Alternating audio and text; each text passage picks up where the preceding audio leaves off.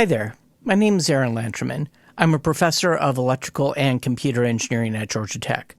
I've told you that ECE2026 was a course based on a curriculum called DSP First, but so far we've only explicitly mathematically modeled continuous time signals. So let's fix that.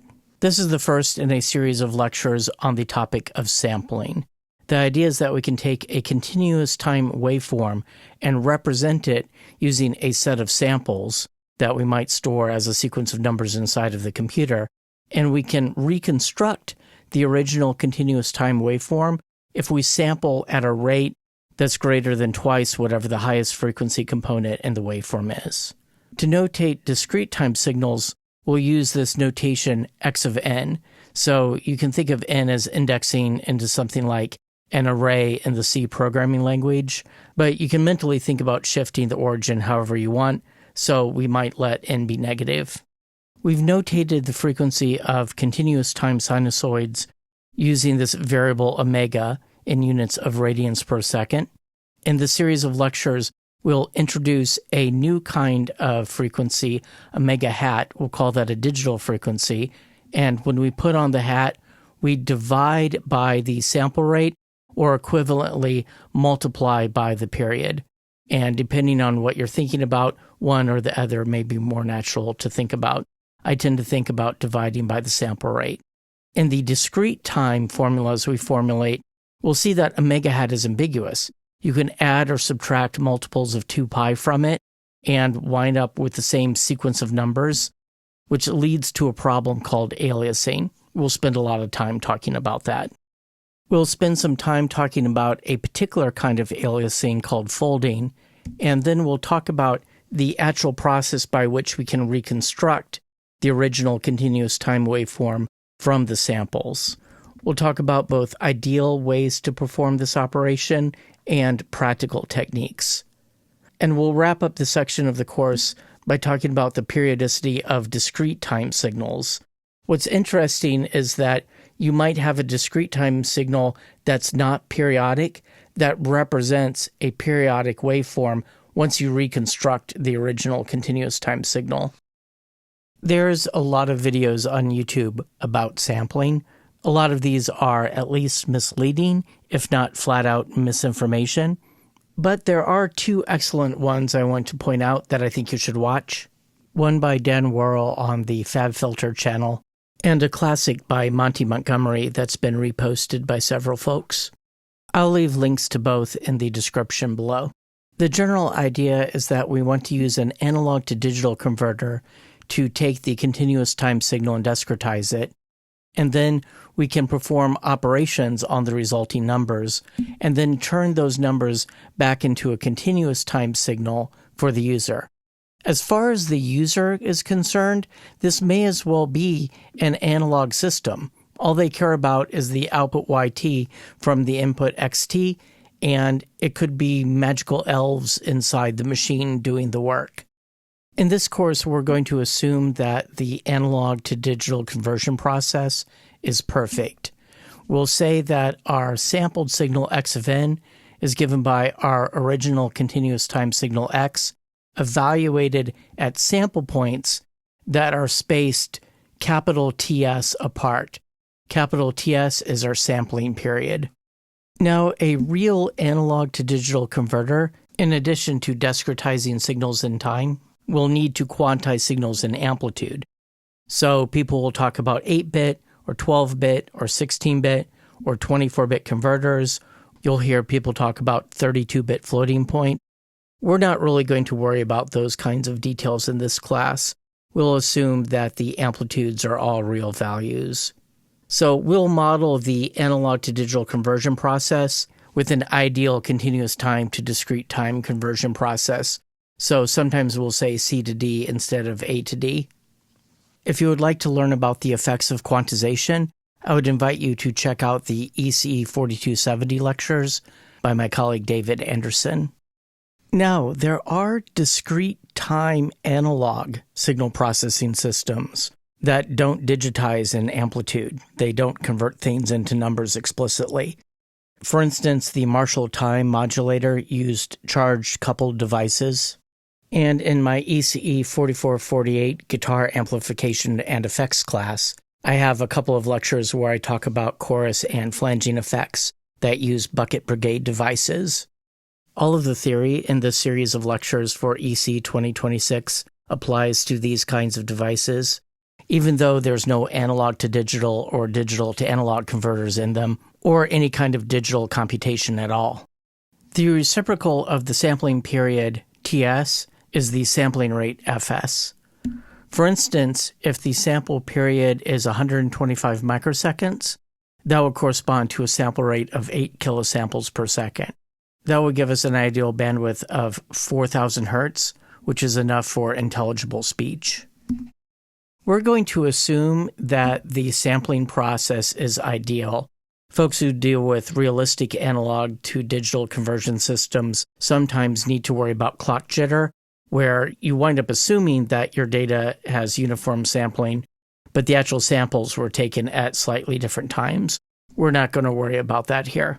To get a sense of the memory requirements of storing digital audio, let's consider the example of the classic audio compact disc. It uses a sample rate of 44.1 kilohertz, so that's an ideal bandwidth of 22.05 kilohertz. Of course, there's engineering practicalities that prevent one from completely reaching that in practice. It uses 16-bit samples, so that's 2 bytes per sample, and there's left and right stereo channels. So if you do the math on that, that's 10.584 megabytes per minute, which in the late 1990s was a lot. So for better or for worse, audio compression formats like MP3s took off. Suppose we have a continuous time waveform that's specified by a cosine of 100 hertz. Let's sample it using a sample period of 0.5 milliseconds. That corresponds to a sample rate of 2 kilosamples per second. We like to represent discrete time signals using these ball and stick kind of diagrams. You shouldn't think about this as there being information that's missing between the samples. The samples are just a series of numbers. They are what they are. But it's pretty easy to imagine connecting the dots and reconstructing the original continuous time sinusoid. Now let's sample it with a sample period of 2 milliseconds, corresponding to a sample rate of 500 samples per second. We'll often just say 500 hertz. Now if you look at the ball and stick diagram, it's a little less obvious, but we claim that we can reconstruct the original sinusoid from this sparser set of samples. This is possible because of the Shannon-Nyquist sampling theorem. You'll usually see this referred to as just the Nyquist sampling theorem, but in the form that we use it, it's really due to Claude Shannon, the inventor of information theory. The theorem states that if we have a signal that has frequency components that aren't any higher than some maximum Fmax, we can exactly reconstruct that signal if the samples are taken at a rate greater than twice Fmax. Now, this greater than is strict. If Fmax is 100, Fs needs to be strictly bigger than 200. Now, there's a lot of practical engineering issues. That means you wouldn't want to push it that closely. You need some engineering margin. But as a piece of math, this works. Now, let's say you have this ball and stick diagram representing these samples in memory, this cosine 0.4 pi n. Naturally, you could say, okay, we'll just sketch a sinusoid connecting those dots. But then you realize that's not the only sinusoid that would work. Remember, I can always add or subtract multiples of 2 pi inside the cosine and get the same results. So I could also draw a sinusoid like this and have it connect those dots. So which of these do we want to pick? Well, the answer is we're going to pick the lowest frequency sinusoid. So it will be the one that will give us a digital frequency, so to speak, within this range of minus pi to pi. Here's an example of temporal aliasing in a movie. It looks like the rotor blades are standing still. Of course, they are spinning. That's how the thing is flying. But the camera is set up so that it's in sync with the rotation of the blades, so it makes it look like it's standing still. If you wanted to think about the location of the blades as being a rotating phasor, you can think about this as being aliased down to a frequency of DC. Here's another example where the sampling is taking place by a strobe light. Depending on how quickly you strobe, you can make it look like the droplets are standing still or moving slowly downward or moving upward. Basically, if it looks like they're standing still, between each strobe, one droplet has replaced another droplet in the same position between strobes. Here's an example of spatial aliasing. The image on the right is a downsampled version of the image on the left using primitive pixel skipping schemes. And you'll see these weird little artifacts. These are called moire patterns. You can see some here too. And if we look at this particular example, this is a downsampled image. And these artifacts here, you'll see this white band with these brown bands in between. And you'll also see some moire patterns up here. Those are aliasing artifacts from downsampling this original image. Now, there may be some other resampling artifacts going on because I'm showing these PowerPoint slides on my screen and then capturing that at a certain resolution, and then you're watching that at a different resolution. So there's all kinds of conversions going on. And probably there are similar issues going on with these movies. It's being played on my screen at a certain rate, and then my screen capture program is sampling that at 30 samples per second. But looking at the resulting captured video, this seems to work okay.